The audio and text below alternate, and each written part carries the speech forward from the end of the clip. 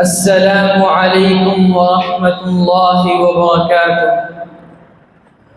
إن الحمد لله نحمده ونستعينه ونستغفره ونعوذ بالله من شرور أنفسنا ومن سيئات أعمالنا. من يهده الله فلا مضل له ومن يضلل فلا هادي له، وأشهد أن لا إله إلا الله وحده لا شريك له، وأشهد أن محمدا عبده ورسوله. اللهم صل على محمد وعلى آل محمد كما صليت على آل إبراهيم وعلى آل إبراهيم إنك حميد مجيد. اللهم بارك على محمد وعلى آل محمد كما باركت على إبراهيم وعلى آل إبراهيم إنك حميد مجيد. يا أيها الذين آمنوا اتقوا الله حق تقاته ولا تموتن إلا وأنتم مسلمون. يا أيها الناس اتقوا ربكم الذي خلقكم من نفس واحدة وخلق منها زوجها وبث منهما رجالا كثيرا ونساء. واتقوا الله الذي تساءلون به والأرحام إن الله كان عليكم رقيبا. يا أيها الذين آمنوا اتقوا الله وقولوا قولا سديدا يصلح لكم أعمالكم ويغفر لكم ذنوبكم، ومن يطع الله ورسوله فقد فاز فوزا عظيما. أما بعد فإن خير الحديث كتاب الله، وخير الهدي هدي محمد صلى الله عليه وسلم، وشر الأمور محدثاتها، وكل محدثة بدعة، وكل بدعة ضلالة، وكل ضلالة في النار. معزز سامعین کرام، سیدنا ابو ذر غفاری رضی اللہ تعالی عنہ سے ایک حدیث روایت ہے، مسلم شریف کی حدیث ہے۔ اللہ تبارک و تعالی اپنے بندوں سے مخاطب ہیں۔ اللہ فرما رہے ہیں، یا عبادی انی حرمت الظلم علی نفسی وجعلته بینکم محرما فلا تظالموا۔ اے میرے بندو، میں نے ظلم کو اپنے اوپر بھی حرام کر رکھا ہے، تم پر بھی حرام کیا ہے، لہذا تم ایک دوسرے پر ظلم نہ کرو۔ اس جملے میں اللہ تبارک و تعالی نے ظلم کی سنگینی کو بیان کیا ہے، ظلم کرنے سے منع کیا ہے۔ ظلم کرنا ایک سنگین جرم ہے، اس کی خطرناکی کے لیے یہی کافی ہے کہ نبی کریم صلی اللہ علیہ وسلم نے دوسری جگہ پہ فرمایا، وہ بھی مسلم کی روایت ہے، اتقوا الظلم فإن الظلم ظلمات یوم القیامہ، کہ ظلم سے بچو کیونکہ ظلم جو ہے وہ قیامت کے دن کی تاریکیوں کا سبب بنتی ہے۔ اسی طرح آپ دیکھتے ہیں حدیث مفلس کو، کہ جس میں نبی کریم صلی اللہ علیہ وسلم نے صحابہ کرام سے ایک دن پوچھا کہ اے صحابہ کرام، من مفلس، کیا تم جانتے ہو مفلس کسی کہتے ہیں؟ تو صحابہ کرام نے کہا، اے اللہ کے رسول، المفلس من لا درہم لہ ولا دینار لہ، کہ اللہ کے رسول مفلس تو وہ ہے جس کے پاس نہ تو دینار ہو اور نہ درہم ہو۔ تو نبی کریم صلی اللہ علیہ وسلم نے تب کیا کہا تھا؟ مفلس کی تعریف کی تھی، آپ نے کہا تھا کہ حقیقی مفلس وہ ہے جو قیامت کے دن آئے گا، اس کے نامہ اعمال میں نماز بھی ہوگی، زکوٰۃ بھی، حج بھی، دیگر نوافل بھی، لیکن جب وہ قیامت کے دن آئے گا تو وہ اس حالت میں آئے گا کہ اس نے دنیا میں کسی پہ ظلم کیا ہوگا، کسی کو تھپڑ مارا ہوگا، کسی کو برا کہا ہوگا، کسی پہ ظلم کیا ہوگا، کسی کو گالی دی ہوگی، تب وہ اللہ کے دربار میں آئے گا اور کہے گا اے اللہ اس بندے نے ہم پر ظلم کیا، ہمیں ہمارا بدلہ دلوا دے۔ تب اللہ تبارک و تعالی اس کی نیکیاں ان کے کھاتے میں ڈالیں گے، یہاں تک کہ اس کی نیکیاں ختم ہو جائیں گی، لیکن مزید دعوے دار موجود ہوں گے۔ تب اللہ تبارک و تعالی ان کے گناہ اس ظالم کے کھاتے میں ڈال کر اس کو جہنم کی آگ میں ڈال دیں گے۔ اس سے آپ اندازہ لگا سکتے ہیں کہ ظلم کرنا کتنا سنگین جرم ہے، اور یہ وہ ظلم کرنا یہ حقوق العباد میں آتا ہے کہ جب تک بندہ معاف نہ کرے تب تک اللہ تعالیٰ بھی اس بندے کو معاف نہیں کرے گا۔ آگے اللہ تبارک و تعالیٰ اپنے بندوں سے مخاطب ہیں کہ یا عبادی کلکم ضال الا من ہدیتہ فاستہدونی اہدکم۔ اے میرے بندو، تم سب سیدھے راستے سے ہٹے ہوئے ہو، تم سب سیدھے راستے سے بے خبر ہو سوائے اس کے جس کو میں نے سیدھے راستے پر لگایا ہے، لہذا تم مجھ سے ہدایت طلب کرو، میں تمہیں ہدایت دوں گا۔ اس میں اللہ تبارک و تعالیٰ نے شدید مطالبہ کیا ہے کہ ہمیں اللہ تعالیٰ سے ہدایت کو مانگنا چاہیے۔ اسی لیے ہم ہر نماز میں سورہ فاتحہ میں کیا پڑھتے ہیں؟ اہدنا الصراط المستقیم۔ اے اللہ تو ہمیں سیدھے راستے پر لگا دے، اے اللہ تو ہمیں جنت کے راستے پر لگا دے۔ اور اسی لیے جنتی بھی جب جنت میں چلے جائیں گے تو اس بات کا اعتراف کریں گے کہ اگر اللہ تعالیٰ نے ہدایت نہ دی ہوتی تو ہم جنت میں داخل نہیں ہو سکتے تھے۔ اللہ تعالیٰ فرماتے ہیں سورہ فاتر میں جنتیوں کا قول ذکر کرتے ہوئے کہ جنتی کہیں گے الحمدللہ الذی ہدانا لہذا وما كنا لنہتدی لولا ان ہدانا اللہ، کہ تمام قسم کی تعریفیں اس اللہ تعالیٰ کے لیے جس نے ہمیں ہدایت دی ہے، جس نے ہمیں سیدھے راستے پر لگائے رکھا۔ اگر اللہ تعالیٰ ہدایت نہ دیتا تو ہم ہدایت یافتہ کبھی نہ ہوتے۔ ہدایت کو حاصل کرنا کتنا ضروری ہے کہ نبی کریم صلی اللہ علیہ وسلم وقتاً فوقتاً اللہ تعالیٰ سے دعائیں کیا کرتے تھے۔ ان میں سے ایک یہ بھی دعا ہے اللہم انی اسألک الہدی والتقی والعفاف والغنی۔ اے اللہ میں تجھ سے چاہتا ہوں، کیا چاہتا ہوں؟ یا اللہ میں تجھ سے ہدایت چاہتا ہوں، یا اللہ میں تجھ سے پاکیزگی چاہتا ہوں، یا اللہ میں تجھ سے عصمت پاکیزگی چاہتا ہوں، یا اللہ میں چاہتا ہوں کہ میں ایسا ہو جاؤں کہ میں ہر کسی سے بے نیاز ہو جاؤں۔ اس سے آپ اندازہ لگا سکتے ہیں کہ ہدایت کا مطالبہ، ہدایت کے لیے دعا کرنا کس قدر ضروری ہے۔ اور اس جملے سے یہ بھی معلوم ہوا کہ ہدایت کا مالک صرف اور صرف اللہ تعالیٰ کی ذات ہے۔ اور یہ بھی بات معلوم ہوئی یہاں پہ مراد ہدایت توفیق ہے۔ یاد رکھیں ہدایت کی دو قسمیں ہیں، ہدایت ارشاد اور ہدایت توفیق ہے۔ ہدایت ارشاد یعنی رہنمائی کرنا، سیدھے راستے کی طرف رہنمائی کرنا، جنت کے راستے کی طرف رہنمائی کرنا۔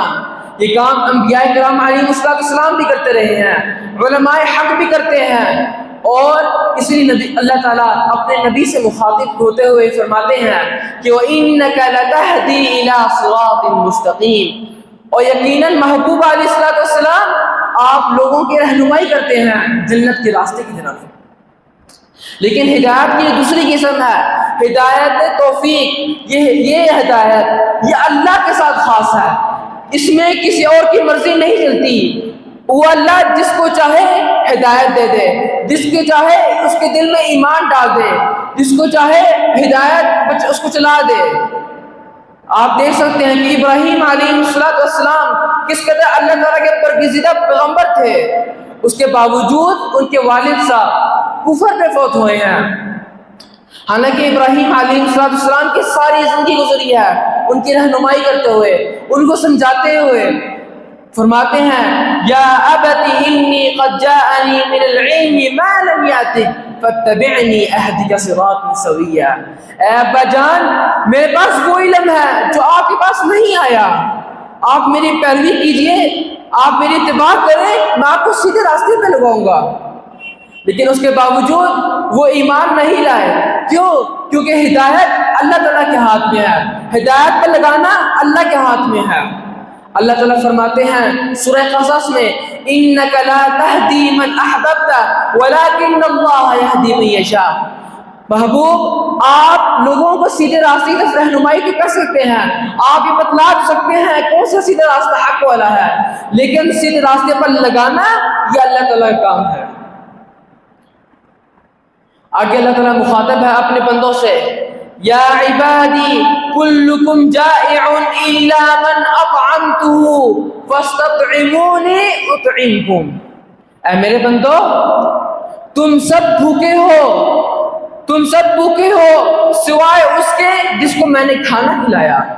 تم مجھ سے کھانا طلب کرو، میں تمہیں کھانا کھلاؤں گا۔ یہاں سے بات معلوم ہوئی کہ رزق دینے والی ذات صرف اللہ رب العزت ہے، کسی اور کے سامنے جھکا نہیں جائے گا۔ رزق وہی دیتا ہے، سب کو رزق دینے والا وہی ہے، جانداروں کو پالنے والا وہی ہے۔ اللہ تعالیٰ فرماتے ہیں وَمَا مِن دَابَّةٍ فِي الْأَرْضِ إِلَّا عَلَى اللَّهِ رِزْقُهَا، کہ زمین میں کوئی بھی جاندار ہو، کوئی بھی بسنے والا ہو، اس کا رزق کا ذمہ اللہ تعالیٰ کے ہاتھ میں ہے۔ اسی لیے موسیٰ علیہ السلام جب بے یار و مددگار مصر کو چھوڑ کر مدین گئے، وہاں ان کے پاس نہ تو رہائش تھی اور نہ ان کے پاس رزق تھا، اس کے باوجود انہوں نے کس کو پکارا؟ اللہ تعالیٰ کو پکارا۔ کہتے ہیں ربی انی لما انزلت الی من خیر فقیر، اے اللہ میں تجھ سے نازل ہونے والے ہر خیر کا محتاج ہوں۔ اسی لیے نبی کریم صلی اللہ علیہ وسلم بھی اللہ تبارک و تعالیٰ سے رزق طلب کیا کرتے تھے۔ حدیث میں آتا ہے آپ صلی اللہ علیہ وسلم میں دعا کیا کرتے تھے اللہم انی اسألک علما نافعا وعملا متقبلا ورزقا طیبا، اے اللہ میں تجھ سے چاہتا ہوں ایک ایسا علم جو فائدہ مند ہو، جو نفع مند ہو، جو نقصان کا باعث نہ ہو۔ اے اللہ میں تجھ سے چاہتا ہوں ایسا رزق جو پاکیزہ ہو، یا اللہ میں ایسا عمل چاہتا ہوں جو تیرے دربار میں قبول ہونے والا ہو۔ بہرحال رزق جو ہے وہ اللہ تعالیٰ کے ذمے ہے، اس کے علاوہ کسی اور کے سامنے نہ جھکا جائے گا نہ مانگا جائے گا۔ آگے اللہ تبارک و تعالیٰ اپنے بندوں سے مخاطب ہیں یا عبادی کلکم عار الا من کسوتہ فاستکسونی اکسکم، اے میرے بندو تم سب بے لباس ہو سوائے اس کے جس کو میں نے لباس دیا، تم مجھ سے لباس طلب کرو میں تمہیں لباس دوں گا۔ یہاں سے بات بھی معلوم ہوئی کہ لباس کا ہونا ایک خوبی ہے اور بے لباس ہونا ایک عیب ہے اور اللہ تعالیٰ کو ناراض کر دینے والا عمل ہے۔ آگے اللہ تبارک و تعالیٰ اپنے بندوں سے مخاطب ہیں، اللہ فرماتے ہیں یا عبادی انکم تخطئون باللیل والنہار وانا اغفر الذنوب جميعا فاستغفرونی اغفر لکم۔ اللہ فرماتے ہیں اے میرے بندو تم لوگ دن ہو یا رات گناہ پہ گناہ کرتے جاتے ہو، لیکن میرا کام کیا ہے؟ میں بخشش کرتا ہوں، بس تم مجھ سے بخشش طلب کرو میں تمہیں معاف کر دوں گا۔ یہ جملہ قرآن کے اس قول کے مطابق ہے۔ اللہ تعالیٰ فرماتے ہیں سورہ زمر میں قل یا عبادی الذین اسرفوا علی انفسہم لا تقنطوا من رحمت اللہ، اے محبوب آپ میرے بندوں کو بتلا دیجئے کہ جنہوں نے اپنے جانوں کو نقصان میں ڈالا ہے گناہوں کا بوجھ لے کر، اللہ کی رحمت سے مایوس نہ ہو۔ ان اللہ یغفر الذنوب جميعا، اللہ سارے گناہوں کو معاف کر دینے والا ہے۔ انہ هو الغفور الرحیم، وہ ایسی ذات ہے جو سب کو معاف کر دینے والی ہے، سب پر رحم کر دینے والی ہے۔ بس بندے کو اللہ کے سامنے جھکنا چاہیے۔ یہاں پہ ایک حدیث ذہن میں آئی ہے، مسلم کی روایت ہے، لمبی حدیث ہے، اس کا خلاصہ یہ ہے کہ جب بندے سے گناہ ہوتا ہے تب اگر وہ اللہ تعالیٰ کی طرف دیکھتا ہے اور کہتا ہے کہ یا اللہ مجھ سے گناہ ہوا ہے تو مجھے بخش دے، مجھ پہ رحم کرتے ہوئے مجھے معاف کر دے، تب اللہ تعالیٰ اپنے بندے کو دیکھ کے فرماتے ہیں علم عبدی ان له ربا یغفر الذنوب ویأخذ به غفرت به فلیفعل ما شاء، کہ میرے بندے کو پتا ہے کہ اس کا ایک رب ہے جو اس کو سزا بھی دے سکتا ہے، معاف بھی کر سکتا ہے، جا بندے میں نے تجھے معاف کر دیا، جو تو چاہے کر لے۔ اسی طرح اللہ تعالیٰ فرماتے ہیں سورہ حجر میں، نبئ عبادی انی انا الغفور الرحیم، اے محبوب علیہ السلام آپ میرے بندوں کو بتلا دیں کہ میں غفور بھی ہوں، رحیم بھی ہوں، میں معاف کرنے والا ہوں، میں رحم کرنے والا ہوں۔ لیکن بندے کو بس اللہ کے سامنے جھکنا چاہیے، اللہ سے معافی مانگنی چاہیے، اللہ معاف کر دینے والا ہے۔ آگے اللہ تبارک و تعالی اپنے بندوں سے مخاطب ہے، اللہ تعالیٰ فرماتے ہیں یا عبادی انکم لن تبلغوا ضری فتضرونی ولن تبلغوا نفعی فتنفعونی، اے میرے بندو تمہاری اتنی اوقات نہیں ہے کہ تم مجھے نقصان پہنچا سکو، اور نہ ہی تم اس قدر طاقتور ہو کہ تم مجھے فائدہ پہنچا سکو۔ یہاں سے اللہ کے بے نیازی، یہاں سے اللہ کے بے نیاز ہونے کے بارے میں پتہ لگ رہا ہے، یہ ایک تمہید ہے۔ آگے دیکھیں کیا ہوتا ہے۔ یہاں سے اس بات کو بھی معلوم ہوا کہ نفع و نقصان کا مالک صرف اللہ تعالیٰ کی ذات ہے، اور یہ بات بھی معلوم ہوئی کہ جو نفع و نقصان کا مالک ہو وہی عبادت کے لائق ہے۔ ابراہیم علیہ السلام نے کیسے سمجھایا تھا اپنی قوم کو جب انہوں نے ان کے بت توڑے تھے اور ایک کلہاڑا ان کے بڑے سردار کے کندھے پر رکھا تھا؟ کیا کہا تھا اپنی قوم کو کہ تم ایسی ذات کی عبادت کرتے ہو کہ نہ نفع کا مالک ہے نہ نقصان کا مالک ہے، افسوس ہے تم پہ، افسوس۔ تو جو ذات نہ نفع کا مالک ہو نہ نقصان کا مالک ہو، وہ کیسے دوسروں کو دے سکتا ہے، وہ کیسے دوسروں کے لیے فائدہ مند ثابت ہو سکتا ہے؟ آگے اللہ تبارک و تعالی اپنے بندوں سے مخاطب ہیں، یا عبادی لو ان اولکم وآخرکم وانسکم وجنکم كانوا على اتقى قلب رجل واحد منکم ما زاد فی ملکی شیئا۔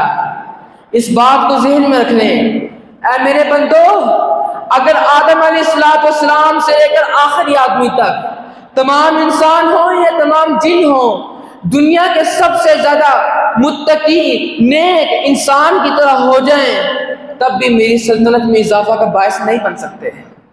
یہاں سے پتہ لگتا ہے اللہ کس قدر بے نیاز ہے، اسے ہماری پرواہ نہیں ہے، ہمیں اس کی پرواہ ہے۔ انسان جب عبادت کرتا ہے رتبہ اس کا بڑھتا ہے، فائدہ اس کو ہوتا ہے، عبادت نہ کرنے میں نقصان بھی اسی کو ہے۔ لیکن اگر عبادت نہ کی جائے تو اللہ کو کوئی پرواہ نہیں ہے، عبادت کی جائے تب بھی اللہ کو پرواہ نہیں ہے۔ یہ کس قدر بے نیاز ذات ہے۔ اللہ تعالیٰ اپنا تعارف کرواتے ہیں، فرماتے ہیں سورۃ الاخلاص میں، اللہ الصمد، اللہ بے نیاز ہے۔ اسی طرح اللہ تعالیٰ فرماتے ہیں سورہ فاطر میں، یا ایھا الناس انتم الفقراء الی اللہ واللہ الغنی الحمید، اے لوگو تم سب اللہ کے محتاج ہو۔ اللہ کون ہے؟ واللہ الغنی الحمید، اللہ بے نیاز ہے، بے پرواہ ہے، مستغنی ہے، الحمید، قابل تعریف ہے۔ آگے اللہ تبارک و تعالیٰ اپنے بندوں سے مخاطب ہے، یا عبادی لو ان اولکم وآخرکم وانسکم وجنکم كانوا على افجر قلب رجل واحد منکم ما نقص ذلك من ملکی شیئا۔ اور اگر یہی معاملہ الٹ ہو، آدم علیہ السلام سے لے کر آخری آدمی تک تمام انسان ہو یا تمام جن، اگر دنیا میں سب سے بدترین آدمی کی طرح ہو جائے، سب کے سب اس بات پہ اتفاق کر لیں کہ ہم نے اللہ کی نافرمانی ہی کرنی ہے، اللہ کہتے ہیں میری سلطنت میں کوئی نقص نہیں آتا، مجھے اس سلطنت میں کسی قسم کی تکلیف کا باعث نہیں بن سکتی۔ یہ ہے اللہ تعالیٰ بے نیاز۔ آگے اللہ تبارک و تعالیٰ فرماتے ہیں، یا عبادی لو ان اولکم وآخرکم وانسکم وجنکم قاموا في صعيد واحد فسألوني فأعطيت كل واحد مسألته ما نقص ذلك مما عندي إلا كما ينقص المخيط إذا أدخل البحر۔ اللہ تعالیٰ اپنے خزانوں کے بارے میں بتلا رہے ہیں کہ اے میرے بندو، اگر آدم علیہ السلام سے لے کر آخری آدمی تک تمام انسان، تمام جن ایک میدان میں جمع ہو جائیں، اور اپنی خواہشات کو اللہ کے سامنے پیش کر دیں. ہر وہ چیز جو ان کے دل میں موجود ہے وہ اللہ تعالیٰ سے مانگیں. اللہ کہتا ہے کہ اگر میں ان کو دے دوں تب بھی میرے خزانے میں کوئی کمی نہیں آئے گی. اس کی ایک مثال اللہ تعالیٰ نے دی ہے. جس طرح ایک انسان سمندر میں سوئی ڈبوئے اور پھر وہاں سے سوئی نکالے تو کتنا کو پانی نکلتا ہے, کتنا کو پانی اس کے ساتھ آتا ہے. کیا اس سے سمندر میں کمی ہوتی ہے؟ نہیں. اسی طرح اللہ تعالیٰ کے خزانے میں کوئی کمی نہیں ہوتی ہے. حدیث قدسی کے آخری حصے اللہ تبارک و تعالیٰ فرماتے ہیں یا عبادی انما ہی اعمالکم احصیها لکم ثم اوفیها ایاکم فمن وجد خیرا فلیحمد اللہ ومن وجد غیر ذلك فلا یلومن الا نفسه. اللہ تبارک و تعالیٰ فرماتے ہیں کہ اے میرے بندو, یہ تمہارے اعمال ہیں, ان کو میں شمار کر رہا ہوں, ان کو میں گن رہا ہوں, ان کو میں دیکھ رہا ہوں, پھر میں اس کا بدلہ تمہیں پورا کا پورا قیامت کے دن دوں گا. تو قیامت کے دن جو شخص عزت پائے وہ اللہ تعالیٰ کا شکر ادا کرے, وہ اللہ تعالیٰ کی حمد و ثنا بیان کرے, اور جو اس کے علاوہ ذلت اٹھائے, نقصان اٹھائے, جہنم کا اس کو سرٹیفکیٹ ملے تو وہ صرف اپنے آپ کو ملامت کرے. اس جملے میں دیکھیں اللہ تبارک و تعالیٰ اپنے بندوں کو خبردار کر رہے ہیں کہ اپنے اعمال درست کر لو, اپنے اعمال کی اصلاح کر لو. اللہ فرماتے ہیں ان اللہ بما تعملون خبیر, اس کو پتہ ہے کہ میرے بندے کیا کر رہے ہیں. اسی طرح اللہ تعالیٰ فرماتے ہیں ان اللہ بما تعملون علیم, کہ اللہ تعالیٰ جو بھی تم عمل کرتے ہو اللہ تعالیٰ کے علم میں وہ موجود ہے. اللہ تعالیٰ فرما رہے ہیں میں اس کا پورے کا پورا بدلہ دوں گا, اسے کوئی نقص نہیں ہوگا. اللہ تعالیٰ فرماتے ہیں وَمَن يَعْمَلْ مِثْقَالَ ذَرَّةٍ خَيْرًا يَرَهُ وَمَن يَعْمَلْ مِثْقَالَ ذَرَّةٍ شَرًّا يَرَهُ. اللہ تعالیٰ فرماتے ہیں جو کوئی بھی بندہ جو بھی نیکی کرے گا قیامت کے دن اس کو پائے گا, اور جو بھی بندہ جو بھی گناہ کرے گا قیامت کے دن اس کو سامنا کرنا پڑے گا. آخر میں اللہ تعالیٰ فرما رہے ہیں کہ جو اللہ تعالیٰ کی طرف سے قیامت کے دن عزت پائے گا, اس کو جنت کا سرٹیفکیٹ ملے گا, اس کو دائیں ہاتھ سے اس کو نام اعمال ملے گا, تو اس پر اللہ تعالیٰ کا شکر ادا کرے, کیونکہ نیکیوں کی توفیق بھی اللہ تعالیٰ کے ہاتھ میں ہے. اور جو اس کے علاوہ ذلت اٹھائے, نقصان اٹھائے, گھاٹا اٹھائے تو اپنے آپ کو ملامت کرے, اللہ تعالیٰ کو کچھ کہنے کا فائدہ نہیں ہے. کیوں؟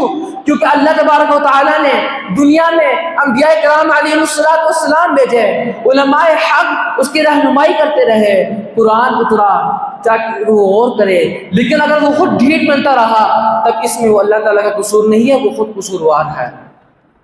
اللہ تعالیٰ سے دعا ہے کہ اللہ تعالیٰ میں توفیق دے کہ ہم اپنے اعمال کی اصلاح کریں, اور یہ بھی توفیق دے کہ ہم اللہ تعالیٰ کی ذات کو زیادہ سے زیادہ پہچاننے کی کوشش کریں. وآخر دعوانا ان الحمد للہ رب العالمین.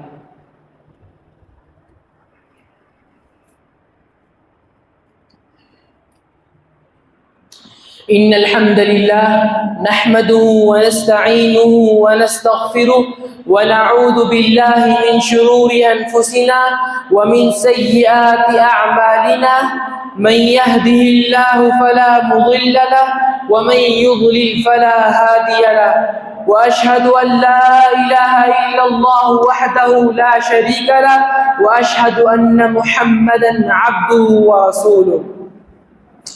میرے بھائیوں, ہمیں اللہ تعالیٰ کی ذات کے بارے میں زیادہ سے زیادہ تعارف حاصل کرنے کی کوشش کرنی چاہیے. جب تک یہ وہ علم ہے جس کو سیکھنا ہر مسلمان پہ فرض ہے, ہر مسلمان کے لیے ضروری ہے کہ وہ اللہ تعالیٰ کا تعارف حاصل کرے. یہ وہ علم ہے جو تمام علوم میں سے سب سے افضل ترین علم ہے, اس کی بہت اہمیت ہے, اس کے لیے وقت نکالنا چاہیے. اللہ ہمیں آخر میں اللہ تعالیٰ سے دعا کرتا ہوں کہ اللہ تعالیٰ ہمیں توفیق دے کہ ہم اللہ تعالیٰ کی ذات کو زیادہ سے زیادہ پہچاننے کی کوشش کریں. یا اللہ جتنے مسلمان مریض ہیں سب کو شفا دے, سب کو تندرستی دے, سب کو عافیت دے. یا اللہ جو مسلمان فوت ہو گئے ہیں یا اللہ ان کی بخشش کر, ان کو جنت میں داخل کر دے. یا اللہ ہمارے مسلمان مظلوم ممالک یا اللہ ان کی مدد فرما, ان کی نصرت فرما, ان کے لیے آسانیاں فرما. یا اللہ جو بھی مشکلات میں مبتلا ہیں یا اللہ ان کی مشکلات دور فرما. ربنا تقبل منا انك انت السميع العليم ربنا تقبل منا إنك أنت السميع العليم وتب علينا إنك أنت التواب الرحيم وصلى الله على نبينا محمد وعلى آله وصحبه أجمعين برحمتك يا أرحم الراحمين.